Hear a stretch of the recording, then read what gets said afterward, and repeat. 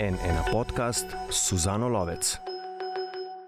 Pozdravljeni, Katja Šeruga, urednica in direktorica N1 in Tanja Starič, voditeljica Odmevov in dvojica, ena polovica dvojice podcasta o politiki umetnost možnega. Dobrodošli. Lep pozdrav. Lep pozdrav, hvala za vabilo. Torej, takšni dnevi so, da terjajo nekatera pojasnila. Tudi današnji dan po dnevih spraševanj o NATO, o referendumu, o izdatkih, o volji strank Sloveniji v svetu in mnenju volivcev smo zdaj, v četrtek popoldne tukaj. Včeraj se je predsednik vlade Robert Golob sestal s pravnimi strokovnjaki, danes s koalicijskimi partnerji. Sestanek ni prinesel nekih večjih premikov. Jutri se bo s predstavniki parlamentarnih strank. Kakšna je po vajinih ocenah, torej bilanca po teh dneh od petka, ko je državni zbor izglasoval referendum o dvigu obrambnih izdatkov in ko je premier napovedal še enega o članstvu v NATO, Katja? Ja, torej, najbrž je res pomembno povedati, da se pogovarjamo v petek nekaj čez 5. popoldne. Četrtek. Dnevi bežijo. Stvari se res hitro dogajajo, ampak ne prinašajo vse, tako kot si rekla, do tega trenutka bistvenega napredka, ne. Torej, danes se je sestala pred sejo vlade koalicija. Socialni demokrati so prišli na ta sestanek po informacijah, ki jih imamo v redakciji, s predlogom popravljenega referendumskega vprašanja v že razpisanem referendumu o obrambnih izdatkih, o dvigu obrambnih izdatkov. To referendumsko vprašanje je res nejasno, ker lahko proti glasujejo tako tisti, ki so za več kot 3%, kot tisti, ki so za manj kot 3%. In bi bilo zelo težko razbrati, kakšna bi bila volja ljudstva na podlagi takega referendumskega vprašanja, v bistvu nemogoče. Ampak očitno predsednik vlade igra na to, da na koncu ne bo ne tega referenduma, ki je že razpisan, ne tistega, ki ga je on napovedal kot protiudar na udar iz parlamenta, torej referenduma o članstvu v NATO. Težava, s katero se vsaj v tem trenutku še sooča, je to, da so socialni demokrati jasno na stališču. Mi, ki smo torej, oni pravijo, mi, ki smo prispevali glasove za razpis, in to zelo pomembne glasove, za razpis referenduma o dvigu obrambnih izdatkov, smo pripravljeni glasovati za odpravo tega referenduma samo pod pogojem, če glasove za to prispeva tudi Levica, ki je predlagateljica referenduma. Tukaj torej vidimo te občutke socialnih demokratov, ki so v stranki prisotni že nekaj časa, zdaj pa so se v resnici tudi potrdili, da je torej odnos predsednika vlade do Levice bistveno bolj konstruktiven in popustljiv, kot je odnos do socialnih demokratov. Levica na drugi strani seveda pravi, za nas bi bil to red flag, mi ne moremo prispevati podpisov za odpravo tega referenduma. To bi bilo za njihove volivce, tako razlagajo v stranki, pač preveč. Ampak dejstvo je, da seveda do te situacije ne bi prišli, če ne bi v petek glasovanje v državnem zboru, ki je bilo res prvovrstno v smislu parlamentarnega driblinga, ne. To je bilo silno zanimivo opazovati. Ne bi prišlo do tega, če torej ne bi socialni demokrati glasovali za razpis tega referenduma, kar je seveda potem kot piko na i opoziciji enotno omogočilo, da je ta referendum dejansko tudi bil razpisan. Brez glasov SD-ja to ne bi bilo možno. Je torej, Tanja, s tisto napovedjo o drugem referendumu predsednik vlade takrat zresetiral situacijo ali jo je maksimalno zapletel? Ker tukaj vsak lahko vidi, kar želi videti. Dejstvo pa je, da smo v taki situaciji, kot smo, da so sestanki cel teden in da očitno ta teden ne bo glasovanja o tem referendumu, kot je bilo napovedano. V bistvu je naredil na nek način oboje. On je v bistvu na nek način vzpostavil kontekst, torej prevedel to vprašanje, ki v resnici, čeprav predlagatelji pravijo, vse je jasno, kaj govorimo, smo ali nismo za povišanje. Ja, nekateri so za večje povišanje, nekateri za nobeno povišanje in tako naprej. Skratka, to nejasno vprašanje je prevedel v nov kontekst, v tem smislu, da je rekel, lejte, jaz sem bil v Hagu, jaz sem podpisal ta dokument, zdelo se mi, da je to dokument, s katerim Slovenija še lahko živi, se pravi, z vsemi tistimi varovalkami, da šele leta 35, 5%, da se leta 29, ko nekaterih politikov več ne bo naredi revizija, skratka, s tem se da živeti. Ne? Jaz sem to podpisal. Zdaj, če gremo na referendum, potem, ko je bila resolucija, ta naša resolucija že sprejeta, v bistvu odločamo o tem, ali smo v NATO ali ne. Zdaj, to je nezaslišano, ne? Mislim, to je mednarodna pogodba, ne? Mislim, frcniti neko tako idejo se zdi popolnoma mislim, nenavadno, no? Politično nenavadno, samomorilsko, ampak očitno ne, je namen ta, da je s tem kontekstom hotel Robert Golob doseči, da nobenega referenduma ne bo. Ne? Tako je. To je, ne? Tako da vprašanje, koliko referendumov bo, 1, ali 2 je, ali 0 ali 2. Ne?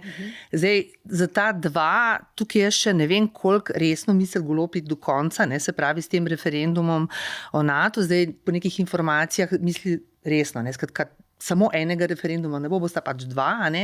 Ampak v ozadju je predvsem želja, da referenduma sploh ne bo. Ne?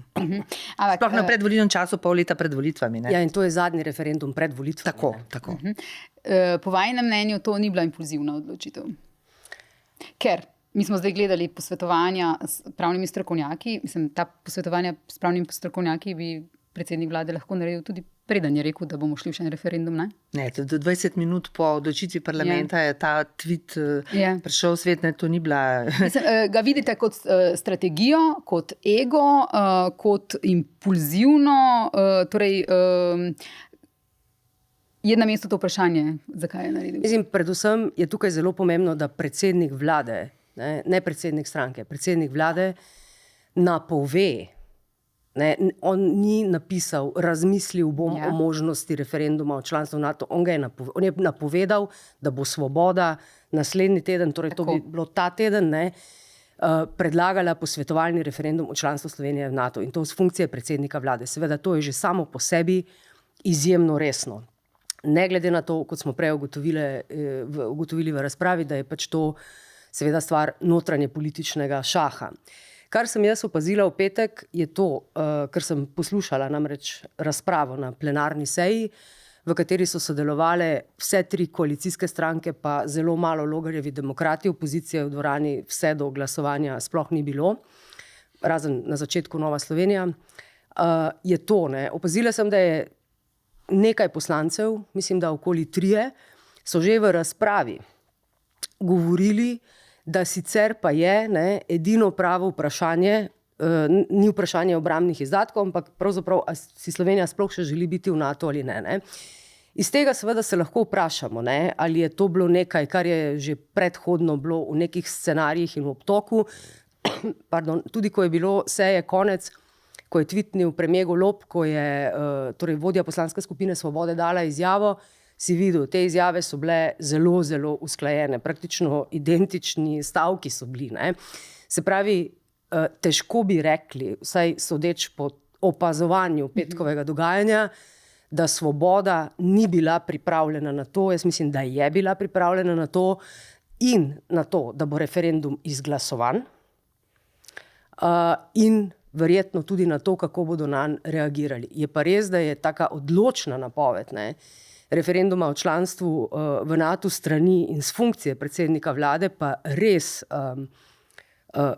torej močan protiudar, ki pa lahko prinese tudi kakšne posledice. Torej, v tem trenutku sicer iz nobenih naslovnic svetovnih časopisov ne kriči Slovenija se odloča o članstvu v NATO ali pa celo izstopa iz NATO, ampak lahko si pa seveda mislimo, da je to predmet številnih pogovorov te dni v vrstah diplomatov, ministrov tujih, da je tudi pač mogoče še v kakšnem drugem smislu kibernetskem varnostnem mogoče to dvignilo kakšne alarme. To so zagotovo stvari, ki jih lahko torej, nekako ne uštejemo v to enačbo. Ampak tako kot sva s Tanjo prej rekli, končni cilj tega političnega driblinga je, da na koncu ni nobenega referenduma, to je cilj predsednika vlade. Je pa dejstvo, da pred jutrišnjim sestankom predsednikov vseh parlamentarnih strank je samo še ena stranka, ki do tega trenutka ni razkrila svojih kart, in to je SDS. ki je zagovornik, najtrdnejši zagovornik tega zahodnoatlantskega zavezništva in NATO in je tudi tweetnul ta isti večer zelo hitro predsednik te stranke, da z NATO pa absolutno ne bomo šli. Oni sicer govorijo že o glasovanju in tako. Namen Roberta Goloba je očitno, da referenduma ne bo. Zdaj, če bi to bilo v kakšnih preteklih časih, nekaj se jih bomo tudi mi spomnili, z nekimi drugimi politiki, mogoče bolj izkušenimi, bi jaz rekla, teh referendumov ne bo. Že ta hip. Ker smo pa v drugih časih in so drugi politiki in so drugačni običaji in manj izkušeni politiki, je pa možno, da se zadeva še grdo zapleta še naprej. Ker namreč zadeva je ta, vsi na nek način smo v tem nekem negotovem svetu. Vsi se sprašujemo, a je to. Vsi gledamo Marka Rutteja, gledamo Donalda Trumpa, gledamo, kaj se dogaja v Hagu, slišimo rožljanje z orožjem, ne moremo več gledati grozote v Gazi. Vsa ta vprašanja so izjemno pomembna. In izjemno pomembno je tudi, da se ljudi te stvari vpraša na tak drugačen način. Ampak to, kar spremljamo, nima s tem nobene zveze. To je čisto notranje politično preigravanje, zato ker pač stranke so v nizkem startu pred prihodnjimi volitvami. In nekatere tudi upajo, da bojo prej. Res je pa tudi to, da torej ne glede na to, kaj stranke zdaj napovedujejo, da bodo na koncu dejansko storile, petkova izkušnja nam kaže, da itak skoraj nikomor ni zaverjeti. Nikomor več. Ja, to je res. Ta padec etičnih standardov je v smislu, torej Nova Slovenija napovedala, se bo zdržala, je potem glasovala za in tako naprej. V bistvu so socialni demokrati tokrat, oni so tokrat govorili enotno, bomo za razpis referenduma in so na koncu tudi bili, vedeli smo za Levico, vse ostalo je bilo pa precej v zraku, kako bodo glasovali. Kot je rekel Aleš Kocjan v vajinem podcastu, malo nekrščansko, da se je Nova Slovenija takole zlagala, ker je Žakelj dobesedno napovedal, da referenduma ne bodo podprli. Ja, res je nenavadno. Mislim, vse politiki nikoli nismo imeli iluzij, da vse, kar povejo, vemo, da taktizirajo, vemo, da so sive cone med tem, kar je res in kaj je taktično v ozadju, ampak teh direktnih laži pa v prejšnjih časih je bilo manj. Je pa res, da se je politika nasploh na Zahodu precej spremenila. Ne morejo pa računati na zaupanje ljudi, če ravnajo tako. Ampak pojdimo malo nazaj. V bistvu, kdo v tem zadnjem tednu v svojih dejanjih ni bil iskren? A volivce to še zanima, kdo je iskren, kdo ni iskren? Na to nagradijo, pozabijo potem. Zdaj, nekako so delovale posamezne stranke. Videli smo Kordiša, kako je glasoval, v bistvu drugače kot Levica. Glasuje proti referendumu o izdatkih za obrambo. Videli smo, SDS glasuje za. Slišali smo predsednik vlade, da je Levica vse skozi govorila to, kar je potem naredila, da za njih ve. In potem ta odnos do SD-ja, SD pa. Torej, kje so tukaj stranke in tudi Golobova napoved referenduma o članstvu v NATO, je bilo to iskreno? V bistvu, kaj naj si volivci po teh dneh mislijo o iskrenosti politikov? Ja, to pa zanimivo vprašanje. Tukaj bi o iskrenosti izjemno težko govorili. Tudi v primeru Levice, ki, če tako gledamo od zunaj, je edina konsistentna. Že na začetku rekli, mi smo proti NATO, edina je proti NATO. Pač predsednica pravi, mi smo že na začetku mandata povedali, če bo prišlo do tega, da bomo pač mi tako, in predsednik je to sprejel. To je del te koalicijske zgodbe in je zadeva čista. Ampak če pa pogledamo malo z druge strani, je pa Levica že napovedala, ker ta zgodba o višanju sredstev za obrambo ni nova. To se že nekaj časa pogovarjamo. Že nekaj časa smo v hudi krizi. Torej zaradi vojne in vsega tega, kar se dogaja. No, in je Levica že enkrat napovedala, referendum pa ga je umaknila. Se pravi, lahko sklepamo po dogovoru verjetno s predsednikom vlade. Potem je pa Miha Kordiš lepega dne se odločil, da bo pa on vložil, ki pa tudi išče svoj prostor pod soncem, in je, mislim, v enem dnevu 5000 podpisov zbral. In ker seveda tema pa je taka, da ta hip mobilizira ljudi, absolutno. In potem je Levica prišla s tem predlogom, ki je po mojem mnenju stališča vladnih strank izjemno kontroverzen, ker vladne stranke, da bi same predlagale referendum pred volitvami, to je res nenavadno. Razumemo, da to dela opozicija, tudi je že vložila, vemo, v pokojninah in tako. Ampak vladne stranke, to je zelo tvegano. In je Levica, kljub temu, da je prvič umaknila, vložila svoj predlog za referendum in zdaj kar hočem povedati, je, da se tudi zdi, da je bila spodbujena k še večji načelnosti, ne, zaradi tega, ker ima konkurenco na levici. Ne. Ker konec koncev treba vedeti nekaj. Ne. Slovenija daje rekordno veliko denarja za oboroževanje. Zdaj, ta hip, po teh proračunih. Pod ne. levo vlado. Ja, pod absolutno levo vlado, v kateri je tudi levica. Ne. In vse te stvari grejo skozi parlamentarno in skozi vladno sito. Ne. Se pravi, jaz tukaj ne trdim, da je levica dvolična, ne, ampak trdim, da je pa tudi njena pobuda prišla iz taktičnih razlogov in predvolilnih razlogov. Da o vsem, kar je sledilo, ne, torej SD najprej podpre resolucijo, ki določa točno 3%, ne, potem glasuje za referendum, ne, in v bistvu še zdaj ne vem, na kateri strani bodo zdaj stali. Bodo ostali na strani tistih, ki nasprotujejo, da se dvignejo sredstva, pa je potem v parlamentu narobe glasovala, ali bo na kateri strani bo SD. Ne. Skratka, to je SD. Potem je opozicija in manever opozicije, to je itak zgodba zase, a ne, in tudi to, da sta Nova Slovenija in SDS bile še pred 15 minutami v sporu, ne, da so pa se delovali kot namazan stroj. Ne. Skratka, mislim, da iskrenost, ne vem, kje bi tukaj čisto dobro iskala iskrenost, bolj taktiziranje, v določenih primerih pa tudi kar ne samo sprenevedanje, ampak tudi laži. Mislim, tukaj je zelo malo nedolžnih. Ne? Tako. Torej, veliko je bilo političnega preračunavanja. Torej, levica je ostala na svojem stališču, Svoboda je ostala na svojem stališču, ki je bilo nasprotno temu. Za SD, tako kot si rekla, so najprej podprli resolucijo, sicer nesoglasno, potem so podprli referendum o tej resoluciji v resnici, ampak vmes se je recimo za SD in tudi za levico zgodila pa znamenita seja vlade, skozi katero so šli, in to je po mojem mnenju še posebej v Socialnih demokratih pomembno spremenilo dinamiko tega dogajanja. Torej, seja vlade pred premierjevim odhodom na vrh NATO v Haag, kjer se je pač izkazalo, da torej,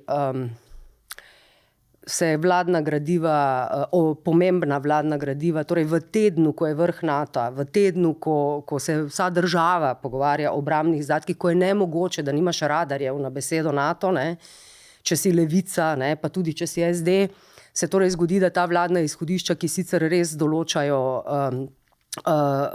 torej popisujejo tedanji predlog generalnega sekretarja NATO, ampak v naslednjem odstavku je zelo jasno pisalo, da torej dogovor voditeljev na vrhu NATO bo ključna zaveza Republike Slovenije na področju obrambe. Ne?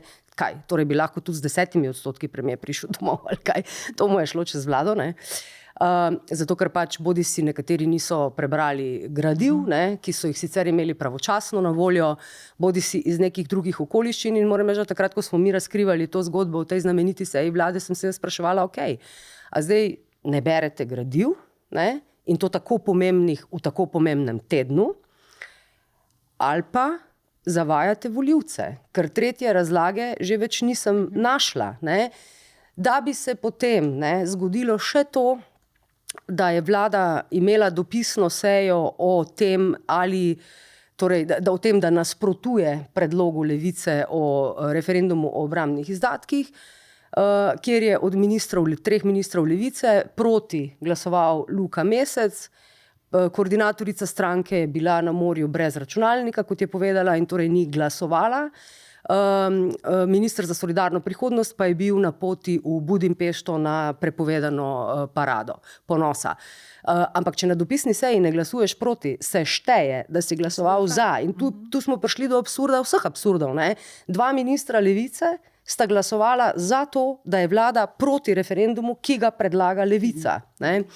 Mislim, to so stvari, ki jih jaz ne morem pojasniti, ne? Mislim, niti razumeti. Ampak tako so se stvari odvijale in seveda, ne, okoli vsega se je, pa zato, ker je to bilo vse javnost, dokler smo na N1 in potem tudi v drugih medijih to zelo odblizu spremljali, se je pa ta pritisk, ne, stopnjeval in na koncu v parlamentu, ne, se je pravzaprav zgodil perfect storm, ne, kakšnega že res lep čas nismo v slovenski politiki doživljali in opazovali.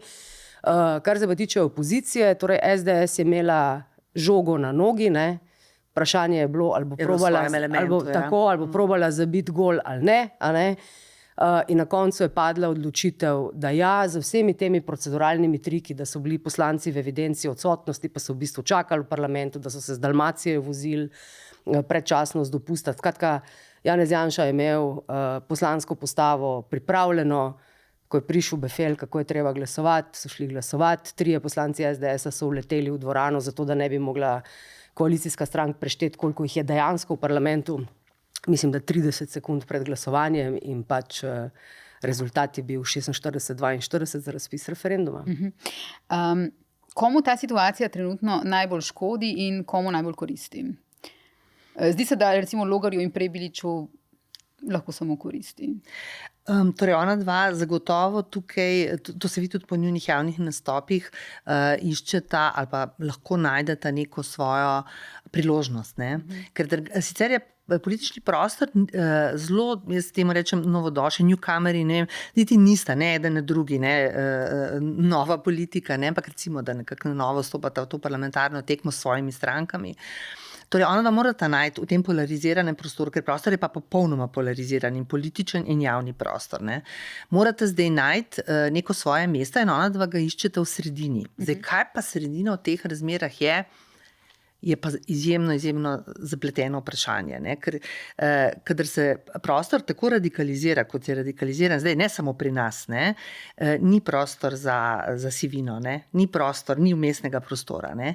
Ta prostor je bistveno ožji, kot je bil recimo še takrat, ko je bila LDS sredinska stranka in tako naprej, ne? Ko so Slovenci načeloma bili naklonjeni te neki tretji srednji poti. Ne.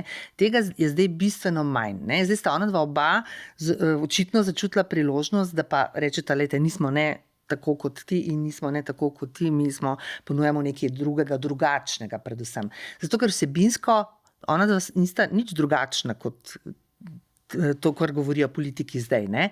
Recimo Prebilič govori, jaz bi šel v Haag in bi tam povedal, ne, ne pravi pa, jaz pa ne bi podpisal. Ne, ne res, on je rekel.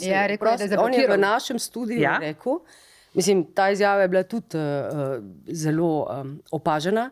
On je v studiu tukaj na N1 pri Mihi Orešniku rekel, da bi, če bi bil premier, bi blokiral odločitev NATO. O 5%. Ampak zdaj že malo drugačne tone. Ja, jaz sem očitno to zamudila, se opravičujem, ker sem bila pač vmes manjkala. Sem pa gledala zadnje nastope, pa tega ni rekel. Ne. Tako da morda vendarle operiral v drugačnem tonu. Ja. V drugačnem tonu. Ja. Tako da lahko pa, da bo pri tem vztrajan, lahko da bo to njegova. Ne? Čeprav si kot obramboslovec, on je bil strokovnjak smo ga pogosto gostili novinarji kot strokovnjaka za obramboslovje in tudi po njegovem stališču, kako je z izstopom iz NATO, ne? On se ne razlikuje bistveno, razlikuje se po pristopu, ne? Kako bi on pač drugače in bolj odločno in bolj javno in bolj glasno zastopal neka stališča. Ne? Logar prav tako se vsebinsko toliko ne razlikuje, ne? Od tega, kar je njegova nekdanja stranka zastopa, ne? Se pravi, je prozahodno, NATO in tako naprej, ampak spet na milejši način. Ne? Zdaj, ona dva bosta skušala v tem sporu, ne? Najti neko svoje mesto in bosta morala pač prepričati ljudi, da sta res alternativa, kar bo izjemno težko. No? Torej, Logar, kot razumem iz njegovih javnih nastopov, torej on tudi ne razume napovedi premierja o referendumu članstva v NATO, ampak tak isto ne razume, kako je možno, da nekdanji premier in pretendent na mesto predsednika vlade Janez Janša podpre referendum o obrambnih izdatkih. Ne? Torej, njegovo stališče je, da to ni državotvorno, da torej Slovenija ne more izstopiti iz NATO, niti ne bi mogla, ne? V parlamentu ni večine za to, tako da izstopa iz NATO zagotovo ne bo. Ne? Tudi današnja raziskava, oziroma danes objavljena v medijih Valikonova, ne, kaže, da za ostanek v NATO 69%. Tako, skoraj kot ko smo šli. Pa sej to je vprašanje, torej morebiten izstop kadarkoli Slovenije iz NATO, mislim, kadarkoli zdaj Slovenija iz NATO, to ima najbrž grozovite posledice za državo. Ne? Na obrambnem področju, na političnem, zunanje političnem področju, ekonomskem področju. Mislim, to za sabo potegne verjetno stvari, o katerih mi danes mogoče jih niti ne bi znali še vseh našteti. Ne? To bi bila tako velika odločitev, če bi bila v Sloveniji sprejeta. Torej, in v tem trenutku aktualnih geopolitičnih razmer mislim, izjemno lahko tudi nevarna. No? Kot rečeno, da v posledicah ne govorim, pa najbrž jih vseh ne znam niti našteče. Je pa ljudi ziritiralo, ne, ta višina oziroma dvigovanje, ne, čeprav je recimo kolegica Manica Janez-Ambrožič, ne, tukaj, ko sem gostila pred nekaj tedni druge urednike, bolj na zunanjo politiko, in sem jo vprašala, ne, ali kaj je zdaj s temi zavezami, takrat je ravno bil Haag, glede dviga obrambnih izdatkov, a se je lahko še kaj premakljivo, kdo se v resnici k čemu zavezal, in je rekla, ja, jaz mislim, da je premakljivo vse, da bo leta 2029 NATO z novim ameriškim predsednikom ugotovil, da so razmere drugačne in da 5% ni več realna opcija in da smo v Haagu videli predstavo za javnost, za ameriškega in tudi za ruskega predsednika. To podpišem, ne? To je tudi to, kar sem na začetku rekla, ne pač in to je tudi to, na kar namiguje Golobsko vse te svoje ampak poteze. Zelo nespretno, ne? Zelo nespretno, ampak ravno to želi povedati, tako se ga da razumeti. Jaz seveda ne vem vseh ozadij, ne? Ampak si pa predstavljam, da pri taki temi, ravno zato, ker si ti prej govorila, ne? Kaj pomeni članstvo v NATO in kako velika odločitev je to. Mislim, jaz ne rečem, da ne bo do nje prišlo. Ne? Mi ne vemo, v katero smer se bodo geopolitično razmere spreminjale in zelo mogoče, da bo nekoč prišlo upam, da bolj mirnih razmerah. Ne? Ampak kadar so tako pomembne odločitve na mizi, ne, so predsedniki vlad običajno poklicali vse predsednike vseh parlamentarnih strank, ki so sklenili nek dogovor. Preden so tvitali, preden so podpisali, ne samo preden so tvitali. Tukaj se mi zdi, da to pa je tema, kjer bi bilo modro to narediti. Ne? Ja, imeti neko nacionalno enotnost. To se mi zdi, ki je nemogoča. Ne? Ja, nemogoče zdaj pač, ne. Ampak glede na to, da je politični konsens v parlamentu razen Levice, ne, ki pa je, kot rečeno, v vladi, ki zdviguje obrambne stroške že tako in tako, ne, se pravi, bi verjetno tudi lahko živela s tem, ne, bi bil možen v Sloveniji političen konsens o tem, da na tej točki, ne glede na vse pomisleke, ostajamo, podpišemo in gremo dalje in pač vidimo, kaj se bo dogajalo in te hude, težke odločitve prestavimo na en bolj miren čas. Je pa dejstvo, kot sem rekla, ne, da so ljudje bili iziritirani zaradi teh pogovora o teh odstotkih, omenjanja teh odstotkov. Vsi nekako si želimo, seveda, da je Slovenija, absolutno si želimo, da je Slovenija varna država, a hkrati pa si želimo tudi, in to ljudje vidijo, ne, da bi imeli zagotovljeno varno starost, da bi imeli pokojnine, da bi imeli dober šolski sistem, ki razpada, da ne bi bila Slovenija na robu zloma, kot smo videli recimo v naših člankih, kjer ni dovolj ljudi, ker ni tudi dovolj dobrih plač v domih za ostarele.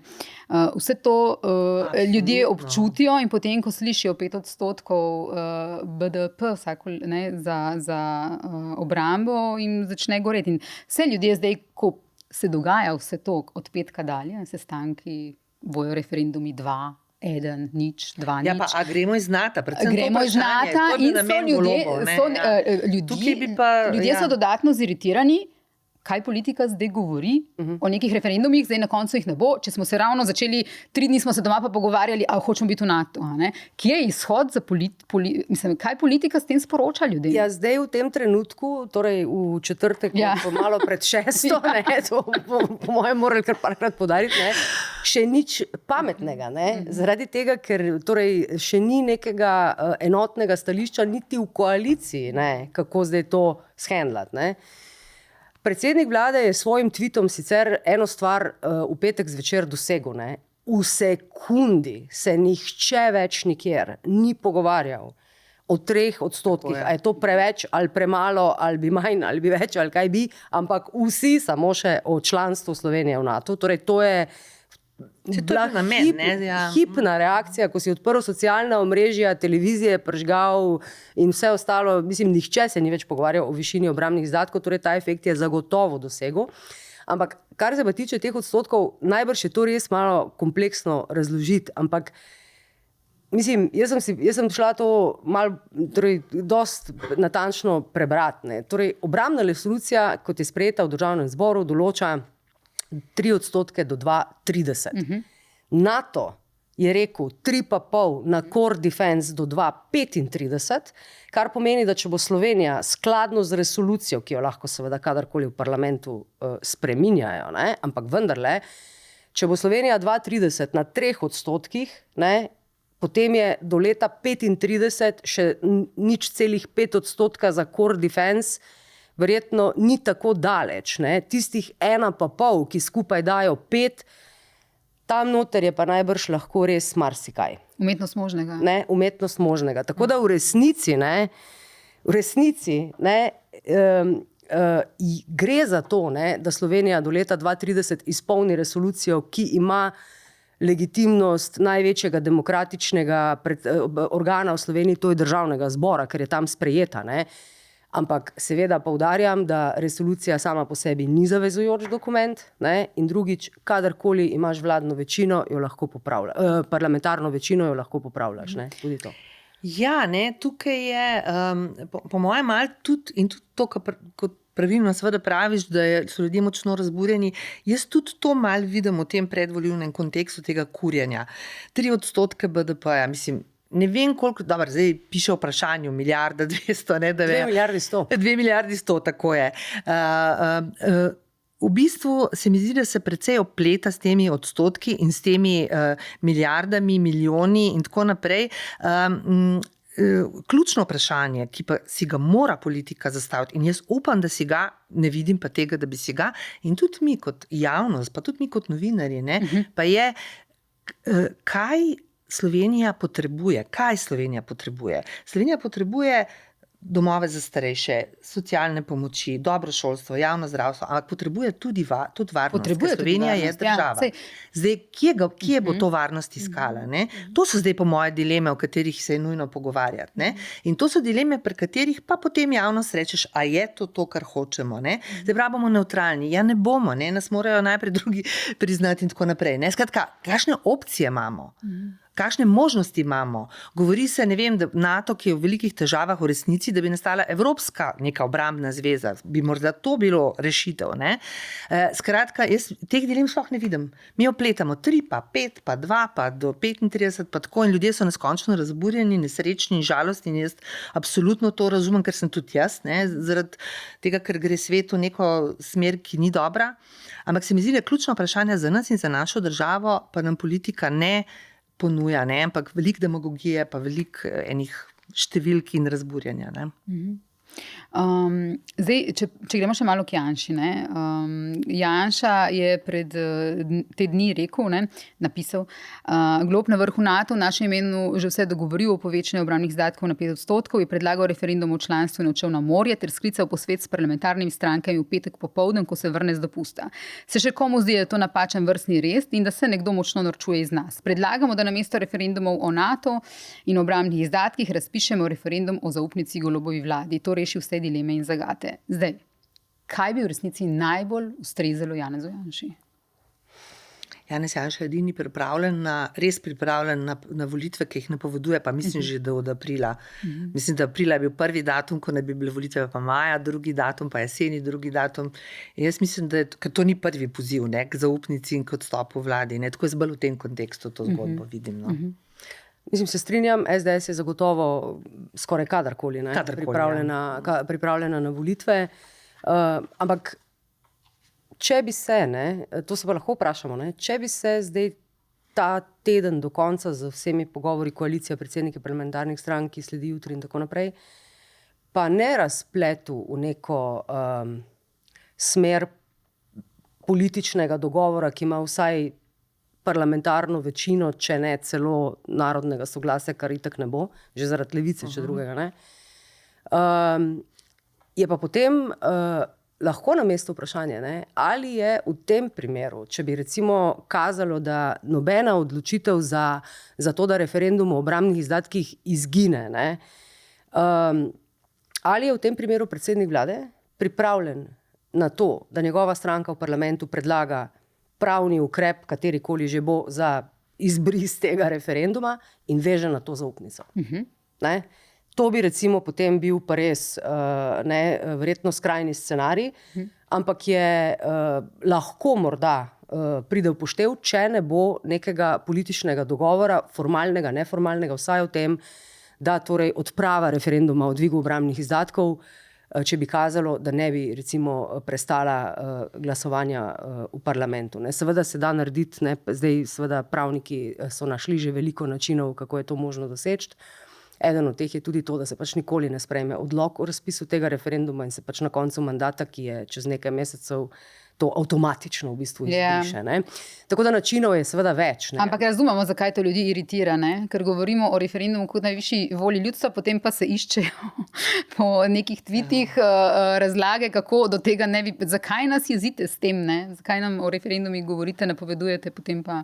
Ja. Čeprav treba pač, mislim, mene kot državljanko strahovito jezi, ker smo imeli 3 referendume tega istega tipa, ne?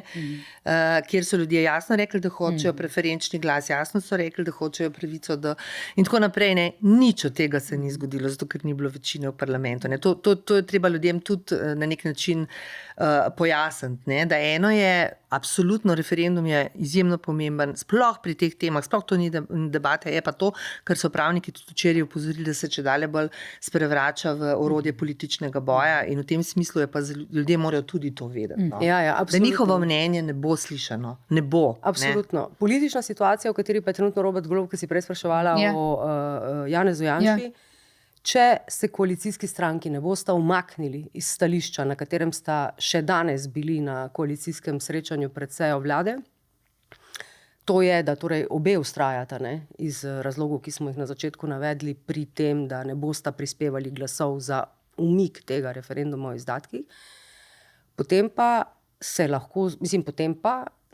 Robert Golob ima sicer 39 poslancev v državnem zboru, ampak če bi bila zasedba v dvorani številčna, pravzaprav izbrisa tega referenduma ne more doseči, in če bi prišlo do glasovanja, izbrisa tega referenduma ne more doseči brez pomoči opozicije. Ki je pa tudi svoje povedala na tem glasovanju, ne? In ima čudovito priložnost, da zagreni zadnje mesece mandata Golobove vlade, predvsem pa Gibanju Svoboda, ki to pa treba tudi vedeti. Ne? Gibanje Svoboda je dobilo rekordno število poslancev, rekordno število glasov. Gibanje Svoboda nima nobenega prijatelja v parlamentu, nobenega. Ne? Na levici je zelo močna konkurenca, normalno. Ne? Socialni demokrati tradicionalno so proti koncu mandata v sporu s temi novodošlimi strankami in politiki. Ne? In opozicija pač računa na to, da bo nezadovoljstvo ljudi pripeljalo pač desno-sredinsko novo koalicijo in v tem smislu je tudi ni v interesu reševati vojaka Roberta Goloba, ne? Mislim, ni vojaka predsednika Roberta Goloba. Skratka, tukaj bo zelo težko Gibanje Svoboda dosegel. Problem Gibanja Svoboda je, da mora doseči nek dogovor najprej v koaliciji. Ja, ampak ga danes nimajo. Ne? Tako, in to je problem. Ne? Zdaj, to ni zadnji dan, ne? Kot rečeno, politiki umetnost možnega smo rekli, naprej, ampak njegov problem je koalicija, ne opozicija. Tako je, absolutno. Njegov problem je koalicija in tudi če bo razrešil na nek način torej vprašanje koalicijskih glasov glede referenduma o obrambnih izdatkih, je pa zelo verjetno ta epizoda okoli NATO, koalicijske odnose, zdaj pa res dokončno podrla in porušila in kako bo ta trojica strank, ne, še koliko je do volitev, Tanja, 8 mesecev, ne, funkcionirala. Bližje bodo volitve, večja bo nervoza, odnosi so porušeni. Mislim, najmanj to bo posledica te zgodbe, da bodo koalicijski odnosi zlasti med Svobodo in socialnimi demokrati izjemno napeti in to lahko povzroča kar hude težave predsedniku vlade do konca. No, in to je moje zadnje vprašanje. Se torej to, kar zdaj gledamo, pomeni, da se koalicija maje, trese, ukvarja samo s sabo ali to je folklora? Vse. Ne, res, vse to. Ne? Tudi folklora je, da zadnje leto. Ker to so stranke, ki tekmujejo med sabo, to so konkurenčne stranke. Ne? Tako da tudi to je, ne? Se trese, se maje. Mislim, ta koalicija, ta vlada je specifična po tem, ne? Da je v bistvu ogromno, po mojem mnenju, prepričanju, absolutno preveč zelo pomembnih stvari pustila za konec. Ne? Nekako ni poslušala ali pa ni uspela, ali pa ne vem zakaj, da v bistvu to, kar narediš v drugem, tretjem letu mandata, zadnje leto je izjemno težko reforme sprejemati, mislim, neke pomembne odločitve, daljnosežne. Zdaj, ta vlada pa je, mislim, še pred par meseci govorila, da potem, če je zadnje leto, ne, pač stvari so na dnevnem redu, mi bomo to sprejemali. In potem se je začelo to medijski zakon. Vse se je začelo prelagati. Ne. Med drugim je pokojninska reforma, ki je silno pomembna zaradi evropskih sredstev. Ne. Zdaj davčna reforma šla z dnevnega reda. Nad katero tudi visi možnost referenduma. Ne? Nad katero tudi visi možnost referenduma. Ne. Tako da to je natančno tako, ne, kot si rekla, ne, ti odnosi po moje so nepovratno porušeni. Jaz ne vidim možnosti, da bi pragmatičnost, pa ne bomo si sami skrenšvali mandata. Ne vemo, da od leta 2011 nobena vlada razen Janševe ni končala mandata. Ne. Mislim, to je dosežek, da prideš vsaj do konca, ne? In si zagotovo ni v interesu, da bi si zelo krajšal mandat, ampak bo pa izjemno težko karkoli še narediti. Ne? Predvsem pa se pravi, ne vem, kaj bo s temi projekti, s katerimi pa prav ta vlada, pa prav ta levica, predvsej projektov levice, nameravajte na volitve in povedati ljudem, gledajte, tole smo naredili. Ne? In to se lahko zgodi, da nič od tega ne bo sprejeto. Ne? Mislim, pa tudi, sej bi lahko na vse zadnje Robert Golob, mislim, to so vse možnosti. Ne? Robert Golob bi lahko vrgel, recimo, socialne demokrate, ki jih krivi, ne, za to, da je parlament sploh lahko izglasoval referendum o izdatkih, on bi lahko vrgel z koalicije, ni tega naredil. Zagotovo z razlogom. Socialni demokrati bi lahko izstopili iz koalicije, niso tega naredili, zagotovo z razlogom. Ne? Torej, tukaj je tudi kar nekaj tega političnega preračunavanja predvolilnega zraven, kdor izstopi iz koalicije, plača za to visoko ceno na volitvah in tako naprej in tako naprej. Ne? Tako da v bistvu seveda kalkulacije so, torej kalkulatorji so povsod prižgani zdaj, ne? Zagotovo do razrešitve vprašanja, kaj bo z referendumom ali referendumoma, ne, bo lahko še zelo veliko nekih pogovorov, vprašanje, koliko bodo na koncu konstruktivni. Mene zelo zanima, kaj bo jutri povedala SDS, ki še edina torej ni nič rekla.